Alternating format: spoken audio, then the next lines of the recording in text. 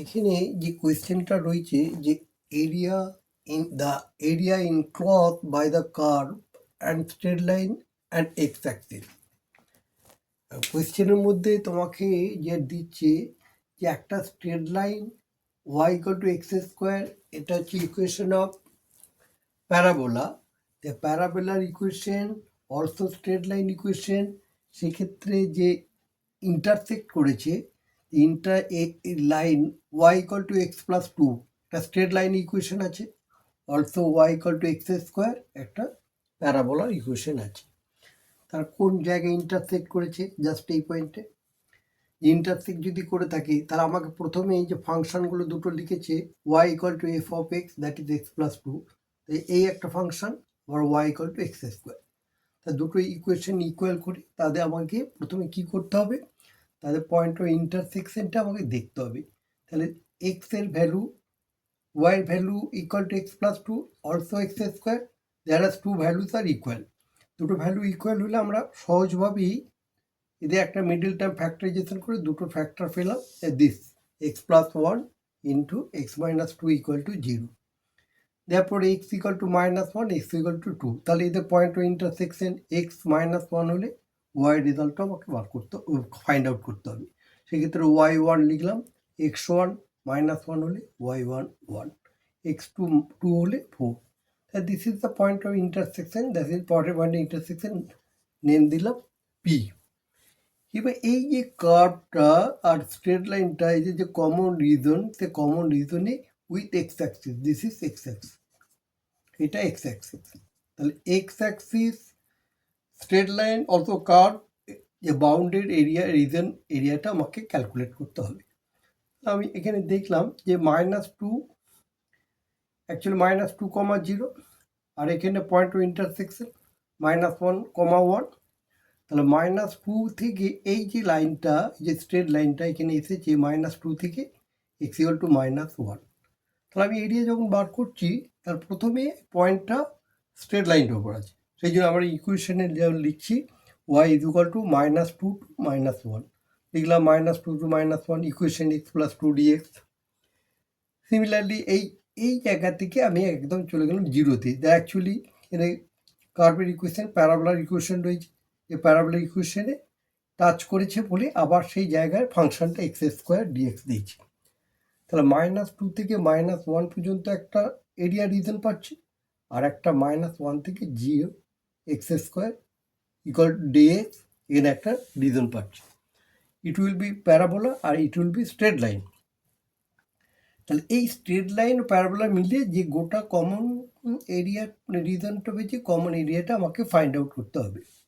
তাহলে এই যা রেজাল্ট পেলাম, এক্ষেত্রে কোনো প্রবলেম নেই। আর ফিগারটা তুমি প্যারাবোলার ইকুয়েশন আমরা জানি, এই যে এরকম টাইপের equation, this is call parabola upwards. এর ফর্মুলা হচ্ছে এক্স স্কোয়ার ইকুয়াল টু কি, ওয়াই। হ্যাঁ, এই যে লিখছি যে রেজাল্টটা, হ্যাঁ, যে সেইটা প্যারাবোলার ইকুয়েশন এইরকম ফর্মে আমরা রাখতে পারি। আর স্ট্রেট লাইন যে গ্রাফের ইকুয়েশন এক্স প্লাস 2, তা স্ট্রেট লাইনে গ্রাফটা আমরা পেয়েছি। তারপরে আগে তোমাকে সবসময় জানতে হবে যে point of intersection find out করতে হবে, এবং পয়েন্ট অফ ইন্টারসেকশনটি কতদূর পর্যন্ত রেঞ্জটা বিস্তার আছে সেটাও আমাকে ফাইন্ড আউট করতে হবে। তাহলে অ্যাপ্লিকেশন ইন্টিগ্রেশনে কী আসবে, এক্ষেত্রে দেখবো রেঞ্জ আপার লিমিট, দুটো কার্ভ আছে, যে এখানে একটা কার্ভ প্লাস একটা স্ট্রেট লাইন, সেই বাউন্ডেড এরিয়াটার জন্য লিমিটগুলো জেনে নিলাম যে -2 থেকে -1 এলো নিয়ে এক্স প্লাস 2 ডিএক্স, আর -1 থেকে 0 হলো x square dx.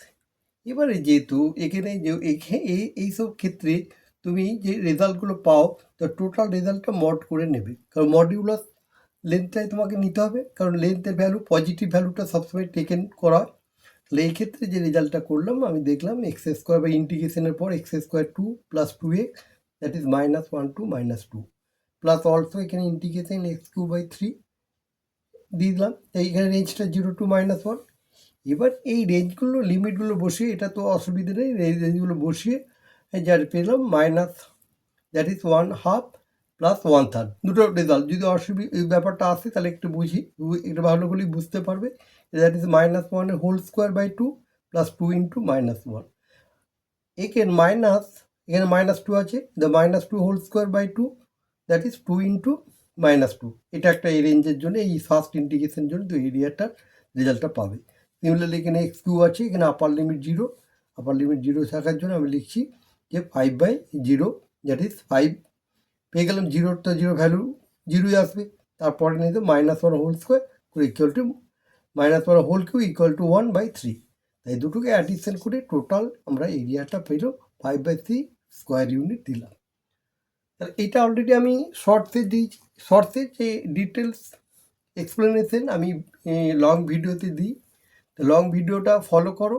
Long video follow করার পর তোমরা দেখতে পারবে, যখনই শর্টস তুমি আমার শর্টসগুলো দেখবে, সেক্ষেত্রে লং ভিডিওতে আমি এক্সপ্লেনেশন করার জন্যে আমি আরেকটা স্টেপে এক্সপ্লেন করার জন্য আরেকটা লং ভিডিও দিচ্ছি। কিন্তু তোমরা শর্টস দেখার সঙ্গে সঙ্গে লং ভিডিওতে তোমরা যাবে এবং লং ভিডিওতে আমার সমস্ত কিছুরই এক্সপ্লেনেশনগুলো, যা কিছু এক্সপ্লেনেশন আমি বেশি করব।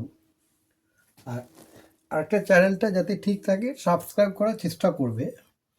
হ্যাঁ, তাহলে যে আরও আমি ভিডিও বানাতে একটু মোটিভেটেড হব, হ্যাঁ, আর একটু ইন্সপায়ার পাবো। সে কারণে তোমরা এক্ষেত্রে সাবস্ক্রাইব করবে এবং পরবর্তী ভিডিওর জন্যে আমাকে আরও সাহায্য করবে। তাহলে দেখলে যা এরিয়া এই অ্যাপ্লিকেশন ইন্ডিকেশন এই একটা প্রথম দিলাম। এবার পরবর্তীকালে আরও কিছু ভিডিও আমি দেবো। তা ফার্স্ট কোয়েশ্চেনটা আশা করি তোমরা বুঝতে পারবে। অসুবিধা হলে আমাকে কমেন্ট বক্সে জানাবে।